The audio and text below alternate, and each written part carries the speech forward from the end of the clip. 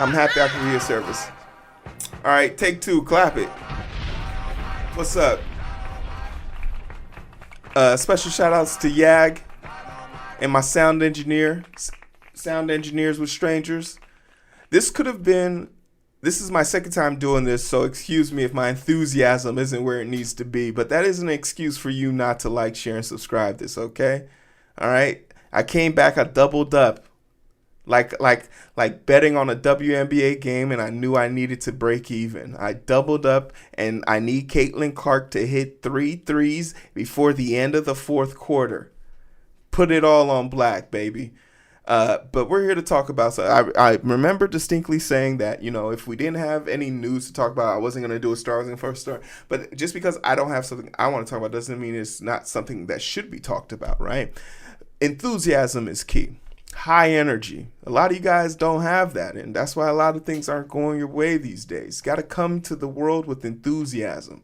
And it's super enthusiastic to see a situation where a game studio is being saved from the clutches of killing games. And I know that's a big mantra, a big talking point. Thor of Pirates Software has been on the brigade and pushing this idea about stop killing games. And while I haven't done a deep dive into what he's actually arguing about, knowing Thor and what he's surrounds himself around about, his whole mantra is literally go build games. It stands to reason that in a situation where we do have studios stepping up to save developers from the grips of these big mega corporations who literally take these companies in, break them for parts, and then sell them for scrap parts. It's so commendable to see a situation like that, because we have a bunch of games that were supposed to come out this year, and we'll cover that list in the second half of this story. But thanks to publishers standing up, whether it's for financial purposes, whatever it is, and whatever the case may be, us as the players, gamers, I'm going to count myself as a gamer because, talking about it, there's only two things that really matter to us: games that work and games that are fun. And when games both work and are fun, we will pay any amount. We'll pay any price. I'm literally buying a PlayStation 5 because I want to play a video game. That's not a thing that just happens in any other realm or world or category. Usually for you to have that much invested in something, you have to be guaranteed something out. Every video game player takes a chance on a video game. And when a video game studio actually makes games that are fun and cool for us to play, we have to be able to reward that. So to see that this studio is going to make it out of the fire and out of the fire and back onto the pan is super interesting. Former Xbox studio Tango Gameworks and High Five Rush have been acquired by PUBG Krafton Inc, saving it from closure. The TLDR on this basically is this is Microsoft's only Japanese studio. They shuttered it after the game came out, and to much acclaim, they made a game called they made a few games actually, Ghostwire and Evil Within. And those are two different spectrum games of this, but specifically High Five Rush, I did play and I thoroughly enjoyed it. It was a great game for someone like me who doesn't play games as much. Put it on easy, 30 minutes to an hour, you get a segment of the story and you move on. But the thing I really enjoyed about this was that this was the initial battle structure that was designed for the Arkham series game. The Arkham series games, which is known for its counter and button mashing aspect of it for people who are on the lower level, but you can get into a lot of technical move sets if you're willing to take the time to know that this game almost authored that mechanics. And for all it's worth, the Arkham combat is legendary, and you'll see it everywhere. Another great game that emulated it very well was Mad Max. The Mad Max game did really good Arkham game fighting mechanics.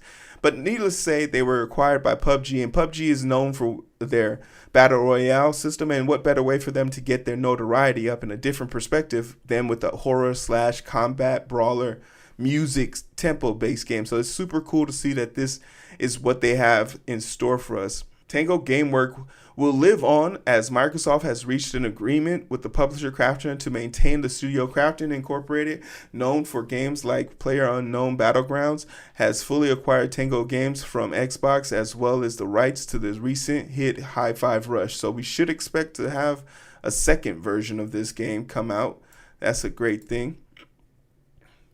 Krafton Incorporated today welcomed the talented people of Tango Gameworks to their team, marking the exciting movement in the company's global expansion and its first significant investment in Japanese video game market.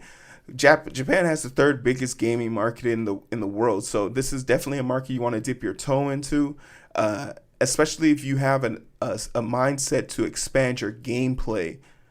Japanese games are pretty off the wall and they can go in many directions, aka Stellar Blades, right? The press release reads, the strategic move will include the rights to Tango Gameworks' acclaimed IP Hi-Fi Rush. Nice. As part of the strategic agreement, Krafton intends to collaborate with Xbox and ZeniMax to ensure a smooth transition and maintain continuity in Tango Gameworks, allowing the talented team to continue developing Hi-Fi Rush IP and exploring future projects. Krafton intends to support the Tango Gameworks team to continue its commitment to innovation and delivering fresh, exciting experiences for fans. I'm not sure if they mention it here in the story, but do they keep the whole entire studio? One thing that you have to understand about these acquisitions and sellouts is they take key parts and then sell the rest of it. So they might have been able to take maybe a few execs, a producer or two, some writers off of the team and sell the remaining packages off. That isn't necessarily all it's caked up to be, and it could be detrimental to the grand scheme of things if we're not being too careful. But ultimately, the whole entire thing is safe. But the one thing you got to realize is, how do you thank, Krafton, the publishers, for doing this? Hi-Fi Rush right now on PC on Steam is $8. So if you've never played the game, what better way to show that you support it than going to go grab this on Steam now? In addition with that, I don't know what the prices are for Evil and their horror game, but both of those games, if they're on Steam, just pick it up. It has to be equal or less than this, and if a few extra dollars, you got to reward that. So if these are games if this is a studio or a game that you like and you want to show some support, what better way to get involved with that to make sure that it's all acknowledged and known, right? For Krafton to step up and give the studio a new lease on life is incredible, exciting, and dare I say uplifting. This is what I was talking about. It'll be interesting to see where it all goes from here. It's nice to get at least one happy ending in the year that has been dominated by layoffs across all entertainment and tech. Perhaps we'll get really lucky. Microsoft will let Tango Gameworks have a stab at a new entry in the evil within the franchise to someday. So, apparently, damn. Okay, so Microsoft still owns the Evil franchise, but maybe Microsoft will bring them back, because I think the Evil, I don't like horror games. I don't have the stomach for it, but I think Microsoft, who are we kidding? Microsoft's not making they're making games now, but they're not going to be they're making IPs that they know make money for them, the Halo series included. Tango wants to, of course. For now, I'm just happy that the studio will get another chance to thrive in what has become an increasingly competitive, tough industry.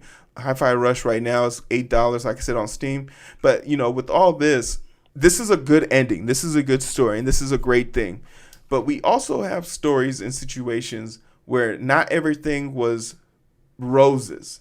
And once again, while I'm not advocating for some of these games to come out because they could have been plagued by development issues, they could have been plagued by publisher issues, they could have been plagued by the recent strikes that are going on with motion actors and voice actors in the SAG-AFTRA situation. But what I am advocating for is we should have the ability as gamers to get games that work and games that are fun. So to know that a game like Replaced that looks fascinating, I mean, this is a 2D pixel art style, but it literally looks like a 3D rendering. This caught my eye immediately from an aesthetics on the art style.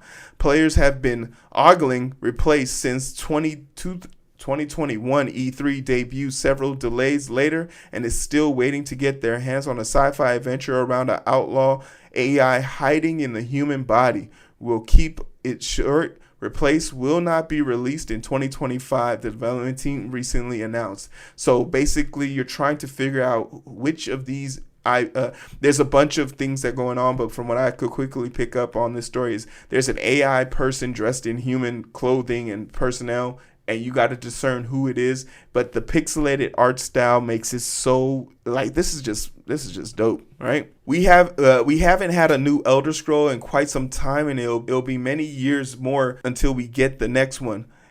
Avowed isn't a Skyrim killer, but it's the first-person fantasy RPG with an emphasis on combat. So this is for all the people who were into Elder Scrolls. That's definitely something that you would be on. Not my cup of tea, but Avowed is one of those games that won't be coming out. Avowed was supposed to come out on such as they've moved it from August 2nd of this year to February 18th, 2025.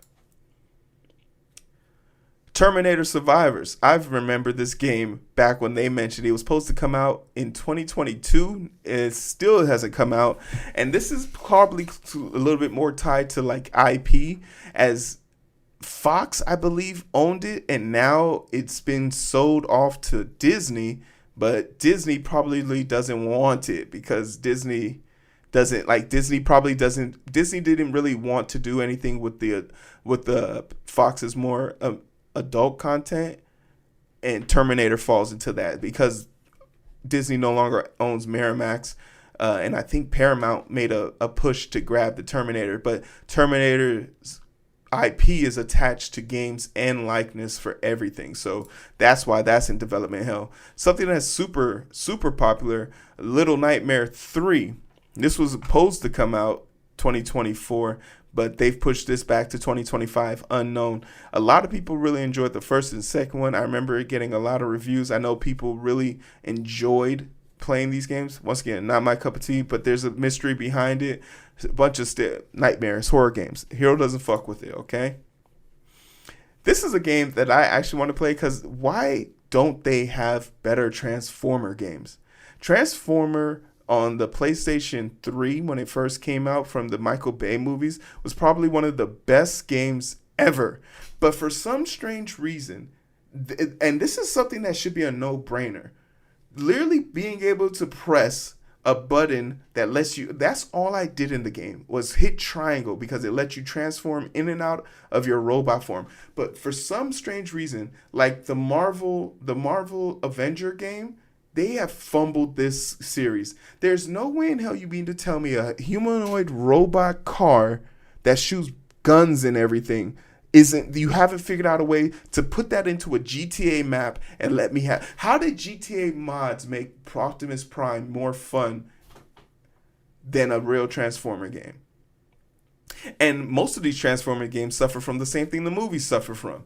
You keep talking about the humans. I don't want to watch a movie about a 30-foot tall robot and have the story be focused on a horny dude in his car. Let me talk to the robots. This is supposed to come out in 2023. I remember when I saw this. It's not going to be, they don't even know if it's going to be released in 2025. This is disappointing. The Division Resurgence is the name of this on its own is kind of like telling you guys want to be Call of Duty so bad. Resurgence is one of the more popular Warzone battle things, is basically what this is. I don't know. The Division got a lot of false hype that I didn't believe was warranted. When the first Division came out, remember how hyped they were because the player walked past the door and he closed the door, and everyone just thought that was the coolest thing. And for the life of me, even back then when I thought games cool, I literally said I refused to play this game because they was glazing this game like it was actually like the mechanics of a door being closed. Remember, two things. Does it work? Is it fun? And I don't remember the Division being very fun. It might have looked cool, but it didn't play cool. 2025, Ubisoft. I'll probably check it out. And I think it's the mobile, and Ubisoft really has pushed for mobile like games. A lot of mobile games. And Novelist, I don't know what this is. I'm not even gonna cap. Lands released in Cloudpunk in 2020. A lovely cyberpunk adventure about a flying car taxi driver who gets embroiled in a missing girl investigation in city politics. Nevertheless, is a studio's next game, an ambitious life sim that mixes the art and vibe of the first game with the social interactions and comforting routines of Animal Crossing. Unfortunately, it won't be available to make till 2024 cutoff. Navila will launch spring 2025. So, I mean, there's a crowd for this. If you think gritty crime mystery with a little bit of Animal Crossing while you're a taxi driver, hey, clap it up. More power to you. I'm not here to judge you for your likes and your dislikes. But yeah, those were a few games that were supposed to come out that didn't make it out. But at the end of the day, like I said, it's up to people like you and me to support these games that do come out. When we do see games we like, we should go out and support them. We should try our best to make sure we support the video games that want it. And this is something that I'm trying to commit to.